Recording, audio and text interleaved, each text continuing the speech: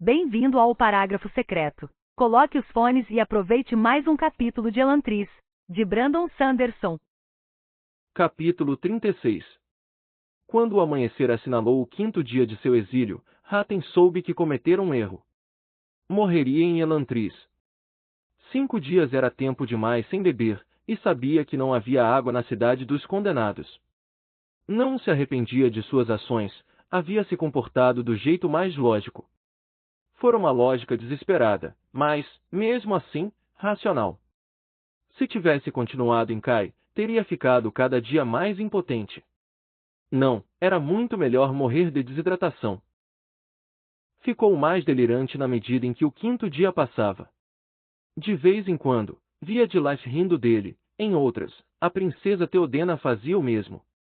Uma vez pensou ter visto o próprio Jadete, seu rosto queimando, vermelho com o calor de seu desapontamento divino, enquanto olhava para Haten. Os delírios logo mudaram, no entanto. Não via mais rostos, não se sentia mais humilhado e desprezado. Em seu lugar, foi confrontado com algo muito mais horrível. Lembranças de Dacor. Novamente, os escuros e ocos cubículos do monastério o rodearam.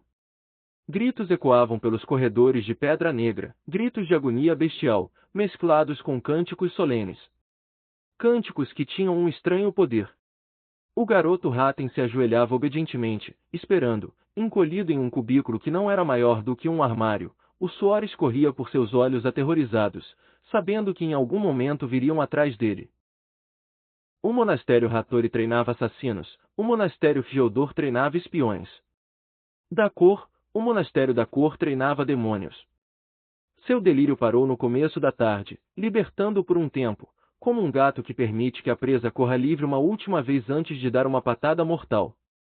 Haten ergueu o corpo enfraquecido das pedras duras, suas roupas grudavam na superfície viscosa. Não se lembrava de ter ficado em posição fetal. Com um suspiro, passou uma mão pela cabeça careca manchada de lodo, uma tentativa sem sentido mas inconsciente para tirar a sujeira. Seus dedos rasparam em algo áspero e hirsuto. Cabelo. Haten se endireitou, a surpresa lhe concedeu alguma força momentânea. Estendeu o braço com os dedos trêmulos, procurando o pequeno jarro que continha o vinho de sua oferenda. Esfregou o vidro o melhor que pôde com a manga suja, então espiou seu reflexo espectral. Estava distorcido e borrado, mas era o suficiente. As manchas haviam desaparecido. Sua pele, ainda que coberta de sujeira, era tão fresca e imaculada como há 5 dias. O efeito da poção de Forton finalmente passará.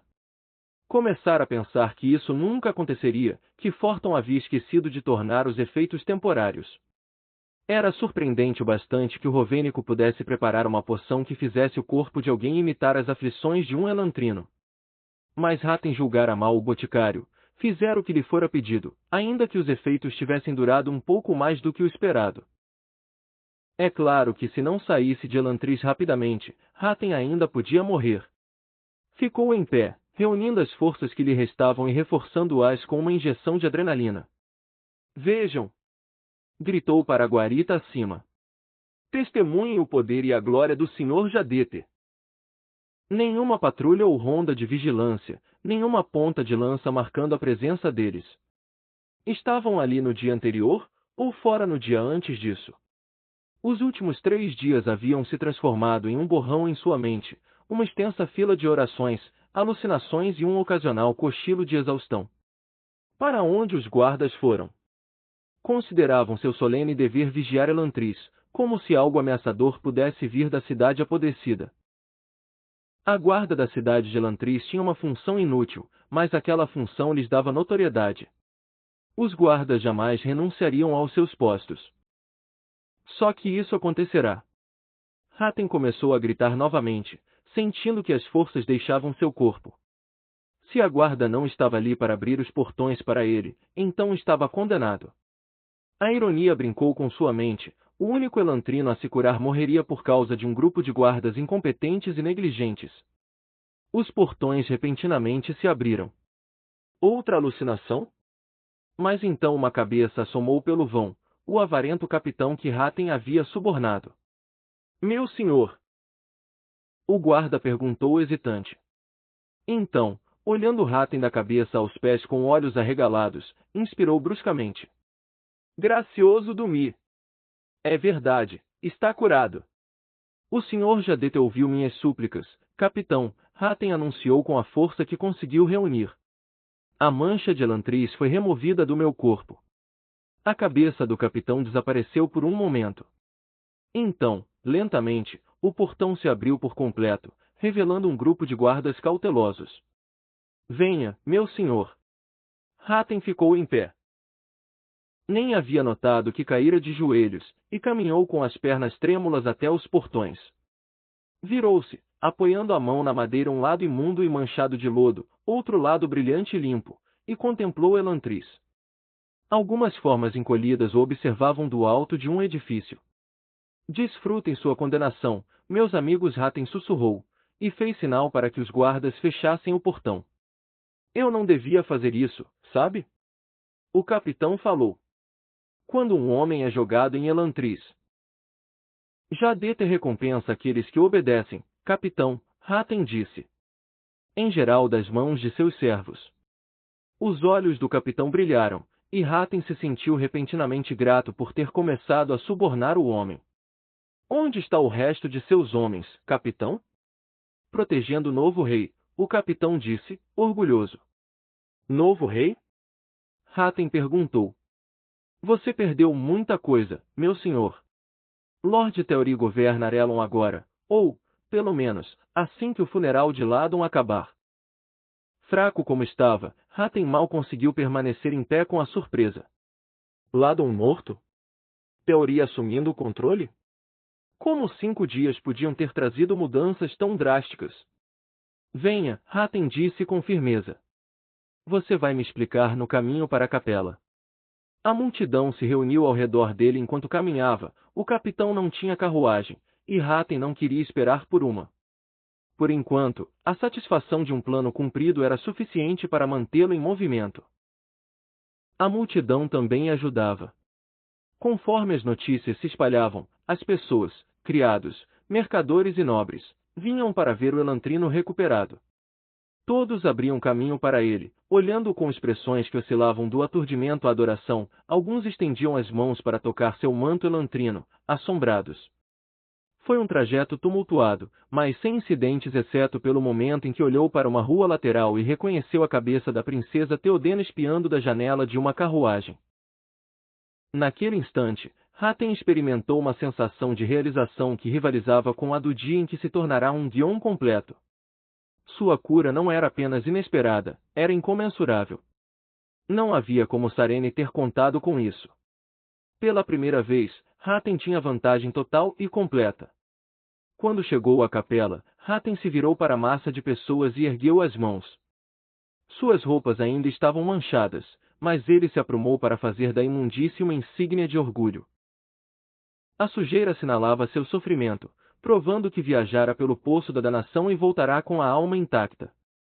Povo de Arelon! Gritou. Saibam neste dia quem é o Mestre.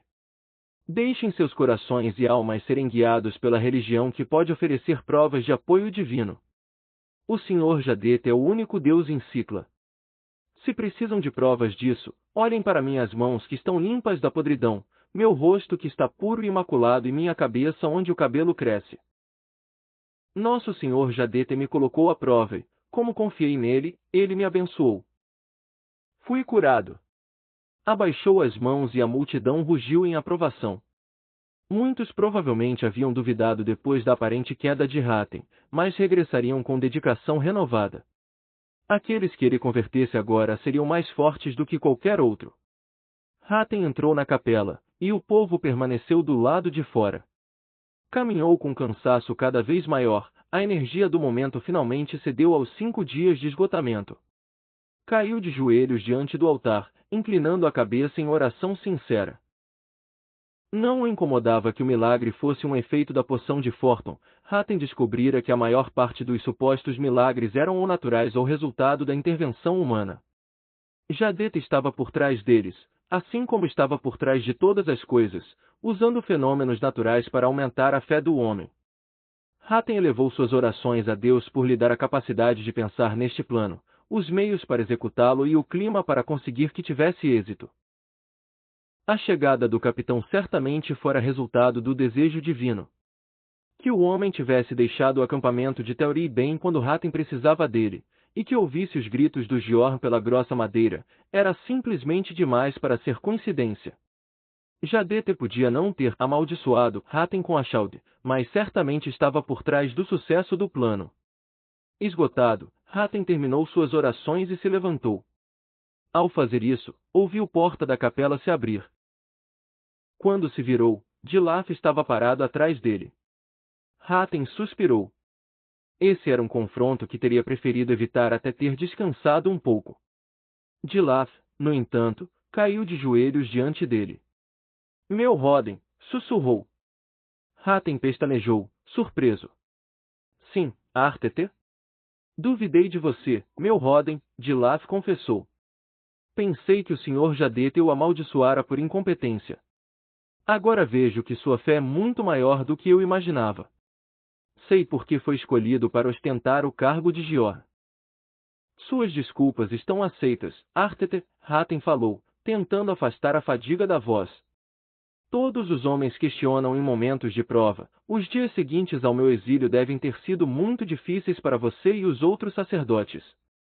Devíamos ter tido mais fé. Aprenda com esses acontecimentos, então, Artete, e da próxima vez não se permita duvidar. Pode ir. Dilaf se dispôs a partir. Enquanto o homem se levantava, Hatem observou seus olhos. Havia respeito ali, mas não tanta penitência quanto o Artete tentava mostrar. Parecia mais confuso do que qualquer outra coisa, estava surpreso e inquieto. Mas não estava satisfeito. A batalha ainda não acabará. Cansado demais para se preocupar com Dilaf naquele momento, Hatem cambaleou até seus aposentos e abriu a porta. Suas posses estavam amontoadas no canto, como se estivessem esperando para serem jogadas no lixo. Repentinamente apreensivo, Hatem correu até lá. Encontrou o cofre do céu embaixo de uma pilha de roupas. A fechadura estava quebrada. Abriu a tampa com dedos ansiosos e tirou a caixa de aço de dentro. A frente da caixa estava coberta com arranhões e golpes. Rapidamente, Hatem abriu a caixa.